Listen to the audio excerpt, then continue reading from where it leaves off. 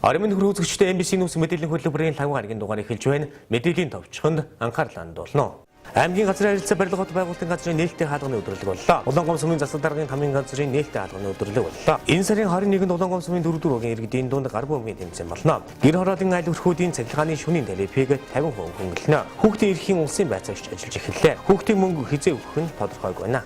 Эдгээр болон бусад мэдээллийн дэлгэрэнгүй анхаарал хандуулно. Эхний мэдээг танилцуулъя. Өнөөдөр Монгол улсын Баатар Гиваны талбайд аймгийн газрын харилцаа барилга хот байгуулалтын газар болон Улаангом сумын засаг даргын тамийн газар түүний харьяа байгууллагуудын нээлттэй хаалганы өдрөлөг зохион байгуулагдлаа. Энэ үеэр тухайн байгууллагууд иргэдэд хийж хэрэгжүүлсэн болон хийхээр төлөвлөж байгаа ажлаа судалжлан танилцууллаа. Газрын харилцаа барилга хот байгуулалтын газар нь тэртээ 1969 онд барилга хот байгуулалтын хилдэс нэртэй байгуулагдсан бөгөөд 1970 оны 1 сарын 1-ний өдөр ардын дипломатуудын хэрэглэх газрын дэргэд барилга захиалагчийн товчроог 3 хүний бүрэлдэхүүнтэй байгуулж байжээ. Газрын харилцаа барилга хот байгуулалтын газрын нээлттэй хаалганы өдрөлгийн гол зорилго нь 2018 оны газар зохион байгуулалтын төлөвлөгөөнд иргэдийн саналыг сонсох юм байна. Ингэснээр иргэдэд илүү хүртээмжтэй газар зохион байгуулалт болох учиртай гэж байна. Мөн энэ үеэр энэ онд хийж гүйцэтгэсэн ажлуудынхаа талаар дэлгэрэнгүй мэдээллийг ард иргэдэд өгч байсан юм а. Өнөөдрийн үйл ажиллагаанд бол иргэд бас олноор оролцож газар зохион байгуулалтын төлөвлөгөөнд саналаа өгч байна. За тухайн жилийн газар зохион байгуулалтын төлөвлөгөөнд бол иргэн аж ахуй нэгж байгууллагын саналыг авч тусгадаг байгаа. Тэгээд энэ саналыг авснараа бол тухайн жилд хаана ямар байршилд хэдэн иргэнд газар энэ хөө саналыг авснараа хаана ямар байршилд хэдэн иргэнд ямар зориултаар ямар газар олох боломжтой байна гэдгийг ерөнхийдөө бид нэр төлөвлөөд боломжтой юмнууд газрууд дээр бол саналынхан гөрөөнд авсан газрууд дээр бол иргэдийн төлөөлөгчдийн урлаар хэлэлцүүлээд батлуулаад тэгээд тухайн жилийнхаа газар зохион байгуулалтыг төлөвлөгөө баталдаг байгаа. Тэгээд газар зохион байгуулалтын төлөвлөгөө нь бол доороос дээшээ явдаг биш шаттай иргэн аж ахуй нэгж байгууллагын саналыг авч тусгаж ээж манай газар зохион байгуулалтын төлөвлөгөө үндэслэл сайтай боловсруулагдах байгаа. Тийм болохоор иргэд аж ахуй нэгж байгууллага та бүхэн бол эх 2018 онд эзэмшүүлж өмчлөх газрынхаа саналыг бол манай байгууллагад ирж саналын утасны дагуу бүглэх шаардлагатай. Энэ үйл ажиллагаа нь бол одоо ингээд өнөөдрөөр зогсохгүй 2018 оны газар зохион байгуулалтын төлөвлөгөөний саналыг бол бид нэр 2011 сарыг дуустал бол авах байгаа. Аймгийн засаг даргын захирамжаар байгуулагдсан техникийн нөхцөл олох зөвлөл нь иргэд аж ахуй нэгж байгууллагаас ирсэн хүсэлтийг үндэслэн судлан үзэж цэвэр бохируулсны 13, мэдээлэл холбооны 23, дулаан халаалтын 11, цахилгааны холбоолтын 68 техникийн нөхцөлийг гарган батлуулсан байна. За манай аймагт барилгын материалын түүхэд болох тоосхны 2, хүчтийн нөхт хавтангийн 2, вакуум цонхны 4, хөнгөн блок, хөөсөн цэр, өмөлгөөний тоосх, бетон зуурамгийн нийт 11 үйлдвэрүүд ажиллаж байна. За эдгээр үйлдвэрд нь энэ хагас жилийн байдлаар 59.8 сая төгрөгийн бүтээгдэхүүн үйлдвэрлэж борлуулсан байна. 2017 оны 10 сарын байдлаар улсын төсөв хөтөлбөрийн хөрөнгө оруулалтаа 1.8 тэрбум төгрөгийн 16 барилга байгууламжийн угсралтын ажил 744.5 сая төгрөгийн 9 барилга байгууламжийн их засварын ажилд гэрээний үндсэн дээр захиалагчийн техникийн хяналтын ажиллаж 2.1 тэрбум төгрөгийн гүйцэтгэл хянан баталсан байна. За аймгийн засаг даргын 16-аас 20 оны үйл ажиллагааны мөрөн хөтөлбөр тусгацсан сумдыг тусгацсан өлгийн өмнөгөө хов сагил түргэн завхан малчин хэрэгс сумдын нэгц халаалтын ажил хэрэгжинч одоогийн байдлаар 40-с 90% гүйцэтгэлтэй явж байна. Мөн Гиван Баатарын талбайд Улаангом сумын засаг даргын тамийн газар харьяа байгууллагуудын нээлттэй хаалганы өдрөлөг болж өнгөрлөө. Улаангом сумын хотод өгчил дүүжлэгээний газар байгууллагынхаа талаарх мэдээллийг иргэдэд өгсөн бол мөн Улаангом сумын соёлын төв иргэдэд шинэ номуудынхаа дээжээс танилцууллаа. Засаг даргын тамийн газар, хот өгчил дүүжлэгээний газар алуу ингээд нээлттэй хаалганы өдрөө зохион байгуулж байна. Бид нар төрийн үйлчлэгийг иргэдэд жигд хүртээмжтэй хүргэх талаараа энэ иргэдэд төрийн үйлчлэгийг нь талбай дээр бас энэ сурчлах, ухаалан таниулах үйл ажиллагаанд зориулж энэ өдрийг бас энэ нээлттэй иргэдэд үйлчлэх өдөр болгоно. Нээлттэй хаалганы өдөр тэмдэглэн өнгөрүүлж байгаа юм аа. Энэ дээр бүх манай алуудууд, элч тасгууд маань ирчихсэн байна. Тэгээд ард иргэд ирчихсэн эндээс мэдээлэлээ бүрэнгүйцэл авч байгаа гэдэгт итгэж байна. Манай хот өгчил үйлчлэгээний газрын одоо ажил үйлчлэгээ өдөр тутам одоо ард иргэний нүдэн дээр нээлттэй ил тод явдгаар онцлог байгаа. За өнөөдөр хот тогтчлын бичлэгээний газар нээлттэй хаалганыхаа өдрөөр юуг одоо голчлон ард иргэдэд танилцуулахыг гол зорилгоо болгосон юм бэ гэхээр одоо ард иргэд маань одоо ихэвчлэн мэдэхгүй байгаа, мэдхийг хүсэж байгаа одоо ажлуудыг бид нар нээлттэйгээр илт тод явуулаад одоо ард иргэдээсээ бас мэдээллийг нь аваад ажиллаж байна. Өнөөдөр нээлттэй хаалганыхаа өдрөөр бид ард иргэдээс мэдээлэл авахд ихэвчлэн гэрэлтүүлэг, нохоо устгал, ногоон байгууламж, хог хаягдлын талаар мэдээллийг өгч байна. За сүүлийн үед одоо манай хот тогтчлын гэрэлтүүлэг маш их одоо хил ам дагуулж байгаа. Энэ гэрэлтүүлэг яагаад асахгүй байна гэдэг шалтгааныг одоо бид нар тайлбарлаж байгаа. Энэ одоо манай гудамжны лед гэрэлтүүлэг гэж байна. Энэ зүгээр нөгөө цахилгаан дасаад асчдаг. Энэ болохоор гэр хорооллын гэрэлтүүлэг байна. Энэ гудамжны улаастик гэрэлтүүлэг гэж байгаа. Энэ улаастик гэрэлтүүлэг нь энэ ганцхан ширхэг лампыг одоо сольсноор асдаггүй маа. Манай иргэд маань энэ улаастик гэрлийг трансформатор, конденсатор, изо одоо лампууд одоо газар доорх гэмтэл, шонгийн гэмтэл, толгоон гэмтэл, кабелийн гэмтэл гэсэн ийм олон төрлийн гэмтлүүдийг одоо бид нэр тодорхойлж шаардлагатай запас хэлбэг нь одоо төсвийнхөө мөнгөнд тааруулж ингэж авчирч ихнээс нь ингэж асаадаг байгаа. Тогтчлын үйлчлэгээний газар ард иргэдийн дуудлага, мэдээлэл, захиалга одоо санал хүсэлтийг одоо нээлттэй утас 7045 2129-оор одоо өдөр 8 өдрийн одоо ажлын цагаар 8 цагаар авч байгаа. Тэгээ манай ард иргэдээ одоо хэлэхэд хот тогтчлолтой холбоотой одоо санал хүсэлт гомдол байвал 7045 2129 гэсэн одоо нээлттэй утсаар хэлж болох юм аа. Тэгээ манай соёлын төвөөс бол угийн бичих хөдөлтийн талаар за тэрний ач холбогдол энэс учирч байгаа хор хохирол гэсэн бэлтгэсэн боршууруудыг ард иргэдэд танилцуулж байна. За мөн хийсэн ажлынхаа тайланг. За дээр нь сая 90 жил одоо манайх анх удаа ингээд 1 сая төгрөгийн шинэ ном ирсэн. Гэхдээ картлагдж амжаагүй учраас ямар ч гэсэн ард иргэдээ ийм номнууд байгаа. Шинээр номнууд ирсэн. Энийг хүрэлцэн ирж таавах маань карта нэгээд унших боломжтой байгаа. За дээр нь одоо энэ удаад за соёлын олон талт үйл ажиллагаа хөгжлийн бэрхшээлт иргэд рүү хандсан зүйл хийж байгаа номын сангийн зүгээс Улаангом сумын байгаа гэрээсээ гарах боломжгүй хүмүүст гэрээр нь хүргэж ном өгч байгаа ийм ажлуудыг зохион байгуулаад өнөөдөр нээлттэй хаалганых өдрөлгийг хийж байна. Төрийн байгууллагууд нээлттэй хаалганы өдрөлөг зохион байгуулснаар төрийн үйлчилгээ иргэдэд ойртож байгаа бас нэг хэлбэр юм аа. Дараагийн мэдээ. Иргэдийн чөлөө цагийг зөв боловсон өнгөрүүлэх зорилгоор Улаангом сумын 4 багийн иргэдийн дунд гар бөмбөгийн тэмцээнийг зохион байгуулах гэж байна. Энэхүү тэмцээнийг 4 багаас сумын аймгийн иргэдийн төлөөлөгч оролцсон сонгогдсон төлөөлөгчид санаачлан зохион байгуулж байгаа юм байна. Багийн иргэдийн чөлөө цагийг зөв боловсон өнгөрүүлэх нийтийн биеийн тамирыг дэмжих зорилгоор 4 багаас аймаг сумын иргэдийн төлөөлөгчдийн хурал сонгогдсон төлөөлөгчид багийн иргэдийн нийтийн хурлын дарга багийн засаг дарганаар хамтран гар бөмбөгийн тэмцээнийг энэ сарын 21-нд зохион байгуулах гэж байна. Нэг гудамжнаас хэдэн багч орж болох бөгөөд нэг багт 3 эмэгтэй, 3 эрэгтэй гишүүд байх ёстой байна.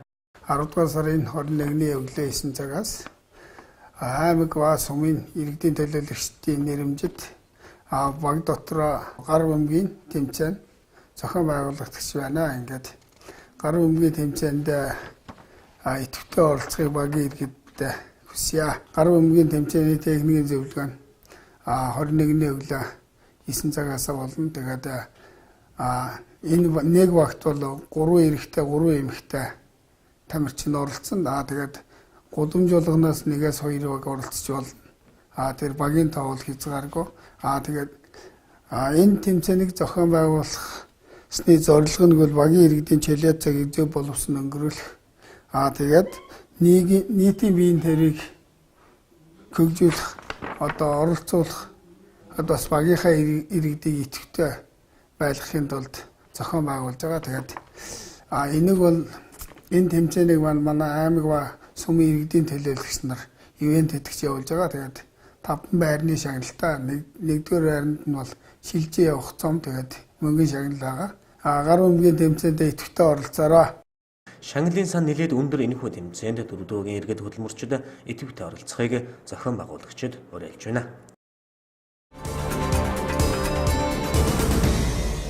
Дараагийн мэдээ.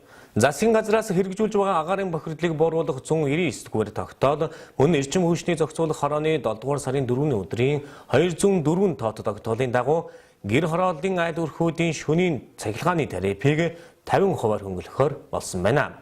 Хөнгөлөлт 11-р сарын 1-ээс хэрэгжиж эхэлнэ.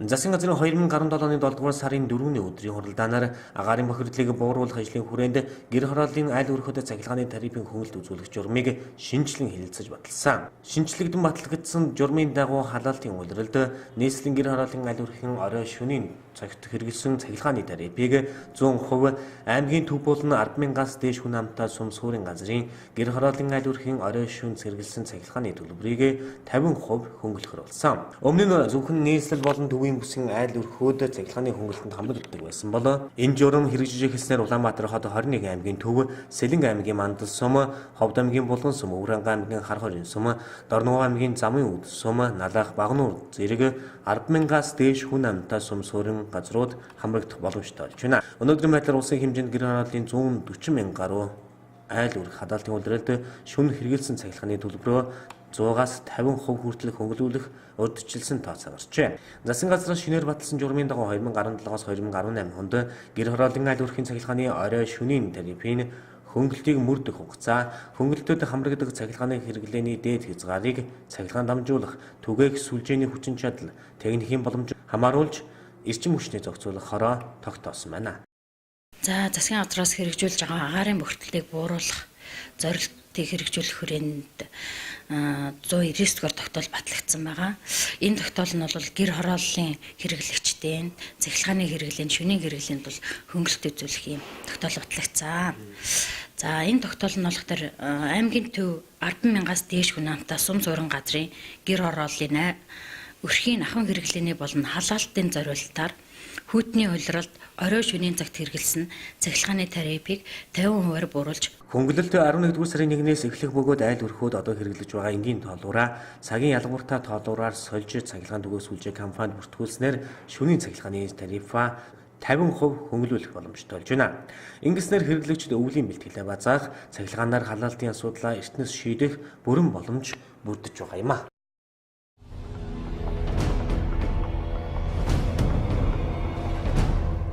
Монгол Улсын ерөнхийлөгч Халтмаагийн Баттуулга нийслэлийн засаг дарга бөгөөд Улаанбаатар хотын захирагч Батболдыг хүлээн авч уулзлаа.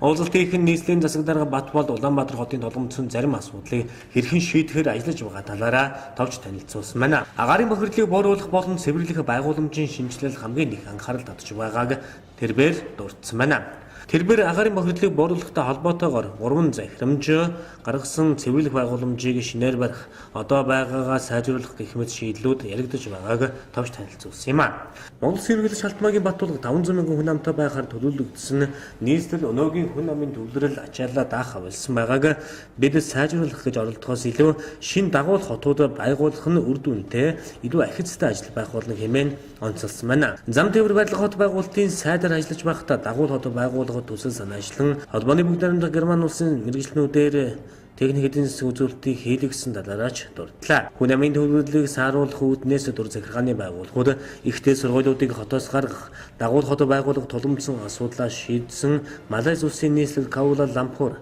бүгд найрамдах Солонгос улсын нийслэл Сөүл, Казахстан улсын нийслэл Астана гэх мэт хотуудыг үзэж туршлага судлаасаа хэмээх хүсэж байгаагаа мөн хотын даргад илэрхийлсэн байна.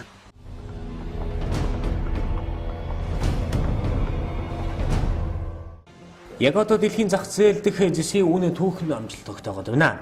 Төсвийн орлогынхын дийлэнх хэсэг жишээс бүрддэг манайх шиг улс үүнийг бүрэн дүүрэн ашиглах ёстой юм а. Тодорхойлбол 2014 оны 2 дугаар сараас хойш хамгийн өндөр үн тогтоод байгаа ба энэ сарын 17-ны байдлаар тоон жис $7,186 болжээ. Гэхдээ жисийн ханшийн цаашдын ирээдүйн маргааш болох хятадын коммунист намын их хурлын дараа бүрэн тодорхой болно.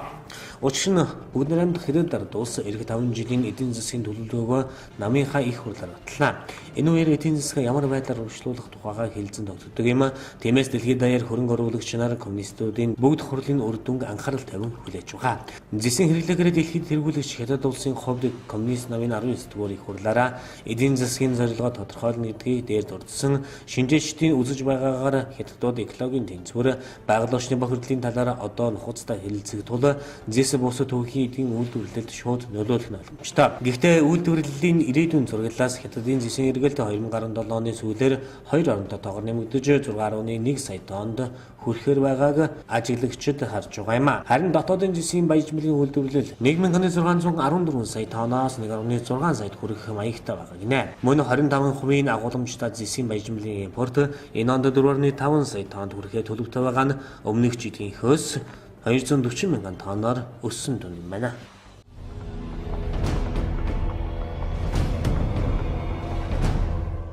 Монгол Улсын ерөнхийлөгч Халтмаагийн Баттулга засгийн газрын гишүүдийг зөвшөлтслийнхээ хариуг өчигдөр албан ёсоор өгч мөн сайдад нэг дэвшигчтэй уулзалт хийсэн байна. Үүний дараа ерөнхий сайд Ухнагийн хөрөлсөх улсын хурлын дарга Мигомбийн хөлдөд сайд нарын нэрийг өргөмөрсөн юм а. Мөн сайд нарын нэр өргөн баригдсанаар холбогдох байнгын хороод хуралдаж сайдад нэр дэвшигч нарт санал хүсэлтэй дайн дэмжиж буугаа илэрхийлж улмаар амжилт үзсэн юм а. Ерөнхийлөгч зөвшөлтсөг хариуд сангийн сайдад нэр дэвшигч Хүрлбаатарыг уул уурхаан бизнес эрхэлдэг ашиг сонирхлын зөрчилтэй гэж үзээд дэмжихгүй гэдгийг илэрхийлсэн. Гэвч төсвийн байнгын хорооны хуралдаанаар Хүрлбаатар 100% дэмжигдсэн юм. Мөн үндсэн хуульд ерөнхийлөгч зөвшөөрөөгүй хариу өгсөн ч гэсэн ерөнхий сайд нэрсийг шууд улсын хуульд өргөмөрөх заалттай байна. Ийхүү сайдны дэвшигчид байнгын хороодын босгыг давж чадлаа. Одоо тэд сүүлийн давуулах улсын хурлын чуулганаар өнөөдөр орж сайдад томилогдох үгээ шийдэх юм а.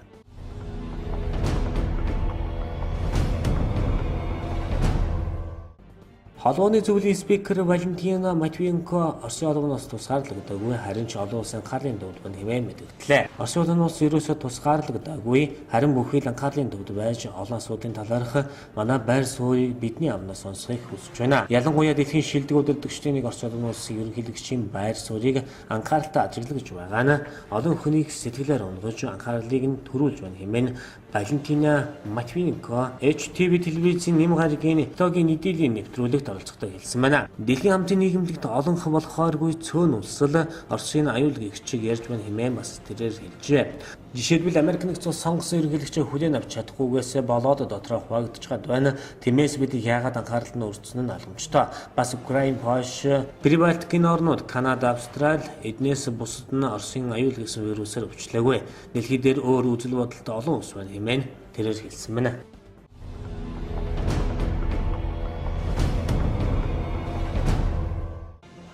Өнөөдөр Хятадын коммунист намын 19 дугаар их хурал Хятадын нийслэл Кинеманы талбай дэх ардын хурлын ордонд эхэллээ. Хятадын коммунист нам нийтдээ 89 сая 447 мянган гишүүнтэй үний төлөөлсөн 2287 гишүүн мууж хот өөртөө засах район болон нам төрийн байгууллагуудаас сонгогдсон их хуралд оролцохоор иржээ. Төлөөлөгчид 7 өдрийн турш Хятадын коммунист намын толгомцсон асуудлыг хэлэлцэхийн зэрэгцээ Хятадын коммунист намын Сахилга Батыг шалгах төв комисс болон төв хорооны шин бүрэлдэхүүнийг сонгох юм а. Түүнчлэн 19 дахь удаагийн сонгуулийн анх дугаар бүгд хурлыг хуралдуулж Хятадын коммунист намын улс төрийн товчооны шин гишүүдийг мөн сонгоно. Улс төрийн товчооны байнгын хорооны 7 гишүүний 5 тэтгэвртэй гарч байгаа учраас шинээр сонгогдохоор байна. Тэтгэврийн насны хязгаар нь Хятад улсад 68 нас байдаг байна. Улс төрийн төв товчооны гишүүдийн тооч өөрчлөгдөж магадгүй хэмээн ажиглагчид онцолж байна. Энд маргашгүй тодорхой байгаа нэг зүйл бол Хятадын коммунист намын одоогийн ерөнхий нарийн бичгийн дарга бүгд найрамдах Хятад улсын дарга зэвсэгдэгчний ерөнхий командлагч Си Жинпиний 2 дахь бүрэн эрхийн хугацааг баталгаажуулах явдал гэж байгаа юм а. Тэрбээр одоо 64 настай 5 дахь үеийн удирдагчдын 2 дахь хүн гэдгээ 62 настай төрийн зөвлөлийн ерөнхий сайд Ли Китяныг одоогийн эрх ямбаа хадгалан үлднэ гэдгийг ажиглагчтай бас хэлж байгаа юм а. Дараагийн мэдээ 2016 онд хэрэгжиж эхэлсэн хүүхэд хамгааллын тухай хуулийн 19 дугаар заалтын дагуу хүүхдийн эрхийн ажилтан буюу хүүхдийн эрхийн улсын баацаагч манай аймагт ажиллаж эхэлсэн байна. Иймээс иргэд хүүхдийн эрхийн зөрчлийн талаарх мэдээллийг цаг алдалгүй өгч байх шаардлагатайг сануулж байна. Монгол улсад 2016 оны 9 дугаар сараас хүүхдийн эрхийн тухай хууль болон хүүхэд хамгааллын тухай хуулиуд хэрэгжиж эхэлсэн. Хүүхэд хамгааллын тухай хуулийн 19 дугаар зөвлөд хүүхдийн эрхийн ажилтан хүүхдийн эрхийн улсын байцаагчтай байна гэж заасны дагуу аймгийн гэр бүл хүүхэд залуучуудын хөгжлийн газар хүүхдийн эрхийн улсын байцаагчтай болсон байна. Иймд хуулийн заагдсан дараах албан тушаалтнууд хүүхдийн эрхийн зөрчлийн талаарх мэдээллийг цаг алдалгүй хүүхдийн асуудал эрхэлсэн байгууллага болон хүүхдийн эрхийн улсын байцаагчид хандах шаардлагатай байна. Үүнд цагдаа эмч, багш сургууль хүмүүжүүлэгчид, нийгмийн ажилтнууд багтаж байгаа юм байна. За хүүхдийн эрхийн ажилтан маань ямар чиг үүрэгтэй юу хийдэг хүн бэ гэхээр яг тухайн орон нутгийнхаа хүүхдийн эрхийн зөрчлийг илрүүлэх, урьдчилан сэргийлэх, За тэгээд хамтарсан баг болон бусад хүүхдтэй ажилтдаг мэрэгчлүүдтэй арга зүйн зөвлөмж тусламж өгч ингэж ажиллах чиг үүрэг бүхий улсын байцаагч эрхтэй хүн байгаа. За тэгээд манай аймгаас бол аймагт нэг хүүхдийн эрхийн байцаагч эрх олгогдсон юм байж байгаа. За яг уг хуулийн хэрэгжилтэд хангах үүднээс зөрчлийн тухай хуулийг 7 сарын 1-нд хэрэгжүүлсэн зөрчлийн тухай хуулийн 6-гийн 20 тэгээ 10-23 дахь заалтууд дээр яг хүүхдийн эрхийн зөрчил гэж юу хэлхий, яг ямар зүйлийг хүүхдийн эрхийн зөрчил гэдэг гэж үзэх вэ гэдэг заалтуудын бүр наривчлаад ороод өгсөн байна. Тэгэхээр хүүхдийн эрхийн байцаагч маань тухайн орон нутагт гарч байгаа зөрчлийн тухай хуульд холбогдох тэр заалтуудын хэрэгжилтийг хангах. За нэгсэндээ хүүхдийн эрхийн зөрчлийн талаар мэдээлэл хүлээн авах, шалгах. За тэгээд хэрвээ зөрчил гэж үзэх юм бол аймгийнхаа прокуророос хэрэг үргэлтийн дугаар авсны үндсэн дээр хүүхдийн эрхийн зөрчлийн хэргийг үүсгээд мөрдөх ийм ажлууд, мөрдөн шалгах, шийдвэр гаргах ийм ажлуудыг зохион байгуулах үүрэгтэй юм хүн байгаа. Манай аймгийн хувьд болохоор төрийн албан хаагчид маань ялангуяа хүүхдээ өмнө өрөө хүлээж байгаа хүмүүсээс үүргээ сайн мэдэхгүй дээр нь хүүхдийн эрхийн зөрчлийг нуух, сургуулийн нэр төр болон өөрийн нөгөө байгууллагын нэр төр гэдэг үүднээсээ хүүхдийн эрхийн зөрчлийг нуух тохиолдол маш гарч байгаа. Тэгэхээр 90 цаашдаа одоо зөрчлийн тухай хууль хэрэгжээд эхэлсэнтэй холбогдуулаад мэдээлэх үүрэгтэй хүмүүс маань заавал мэдээлнэ. Мэдээлэлгүйгээс болоо хүүхдийн эрхийн зөрчил ингээ хүүхдтэй холбоотой зөрчлөн хүндрэх юм бол тухайн хүмүүс өөр хариуцлах хүлээн гэдгийг сайн ойлгох хэрэгтэй байгаа. За манай байгууллагын хувьд болохоор мэдээллийг 70 40 25 гэдэг утас байна. За дээр нь 108-ыг бас хүүхдийн тусламжийн утас байна. Эдгээр утасуудаар дамжуулж авч болно. За бүр би утсаар болно, биш нэрх боломжгүй бол цахим хаягаар ч гэсэн өргөдөл гомдлыг хүлээн авах юм боломжтой нээлттэй байгаа. Тэгээд мэдээж биеэр ирээд амаар бичгээр гомдол гарах бүх боломжууд нээлттэй байгаа. Тэгэхээр мэдээллийг бид нар мэдээж хүүхдийн эрхийн зөрчлийн мэдээллийг хүлээж авсны үндснээр тухайн хүүхдэд нөхөн сэргийг, хурцлан сэргийг бүх үйлчлэгнүүдийг үзүүлэх, нийгмийн ажлын үйлчлэгнүүдийг үзүүлэх юм шаардлагатай байдаг. Гэтэл хүмүүс мэдээлэл ингээд дарагснараа хүүхдэд ирэхэд цаашдаа амьдралд нь маш их эрсдлүүдийг бий болгож байгаа гэдгийг ерөөсөө ойлгохгүй байгаа. Хүүхдийн эрхийн зөрчлийг хэрхэвч нууж хааж болохгүй гэдгийг хэлж байна. Нуусан тохиолдолд тухайн хүмүүс хуулийн хариуцлага хүлээх хүртэл арга хэмжээ авагдах юм байна. Дараагийн мэдээ, ерөнхийлөгчийн сонгуулийн өмнө хүүхдийн мөнгийг ямар ч байсан гон гартал олон гэдгээ эрх баригчид мэдгдсэн ч 7 дугаар сараас хойш өнөө хүртэл хүүхдийн мөнгө олгогддог байгаа юм а. Хүүхдийн мөнгө хизээ олгох вэ гэсэн асуултанд манай сэтгүүлч хариулт авсан байна. Өнөөдөр зөвхөн хүүхдийн мөнгөөр амжигаагаа залгуулдаг айл өрхүүд олон байгаа юм а. Тэгвэл ерөнхийлөгчийн сонгуулийн шоу болоод өнгөрсөн хүүхдийн мөнгө 3 сар гаруй хугацаанд олгогддог байна. Хөлбөр халамжийн үйлчлэгээний газраас өгч байгаа мэдээлэлээр бол хүүхдийн мөнгийг хизээ өгөх нь тодорхойгүй байгаа юм а. Хүүхдийн мөнгө болохоор ямар жумаар яг яаж санхүүждэг вэ гэвэл нэгдүгээрт хөлбөр халамжийн үйлчлэгээний газрын өрхийн амжиргааны түвшинд бүртгэгдсэн өрхүүдийн хүүхдүүдийн онооны түвшингээр бодогдож тэр мэдээллийн сан бүрдүүлдэг байгаа. Хоёрдугаарт иргэний бүртгэлийн мэдээллийн сан, гуравдугаарт Монгол банк гэсэн ийм 3 байгууллагын нэгдсэн сан дээр өсөж хүүхдийн мөнгө олгодог байгаа. Манай байгууллага ямар мэдээллийг хариуцдаг вэ гэвэл эхлээд иргэдийнхаа дунд өрхийн амжиргааны түвшин тогтоох судалгааг явуулдаг байгаа. Эндээс бол хүүхдүүдэд бүртгэж аваад өрхийнхаа амжиргааны түвшин тогтоож тэр мэдээлэлээ Монгол банкнд явуулдаг байгаа. Иргэний бүртгэлээс хүүхдүүдэд бүртгээд шинэ төрсэн хүүхдүүд байна уу? Мөн эндсэн хүүхдүүдэд бүртгээд бас Монгол банкнд сар болгон мэдээлэл явуулдаг байгаа. Энэ мэдээлэл дээрээ үндэслээд Монгол банк улсын төсвөөс санхүүжилтийг Монгол банк өөрсдийнхөө арилжааны банкаар олгож хүүхдийн мөнгө олгогддог байгаа. Хүүхдийн мөнгө одоо ямар шатандаа яваа вэ гэвэл манад болохоор нэг иргэд маань буруу мэдээлэл өгснөөс олж дахин бүртгэл явуулж байгаа өрхийн амжиргааны судалгаа дахин явагдаж байгаа. Манайхан бол иргэдийн рүүгээ уцтаад мэдээллийн лавуулаад баталгаажуулах ажил маань дууссан байгаа. Одоо бид нар ерөнхий газар руугаа мэдээлэл явуулсан байгаа. Яг санхүүжилт нь хизээ хийгдэх вэ гэдгийг бид нар сайн чиглэл ирээгүй учраас энэ тал дээр мэдээлэл өгөх боломжгүй байна. Монгол банк болохоор иргэний бүртгэл хөлбөмбөр халамжийн үйлчлэгийн газраас ирүүлсэн өрхийн судалгааг нэгтгээд тэгээ санхүүжилтаа хийх байхаа. Шинэ засгийн газар удахгүй байгуулагдах гэж байна. Тэгвэл хүлээлттэй байгаа хүүхдийн мөнгөний асуудлыг хөрөлсөхийн танхим хэрхэн яаж шийдвэрлэхийг хүлээх хэлүүлж байна.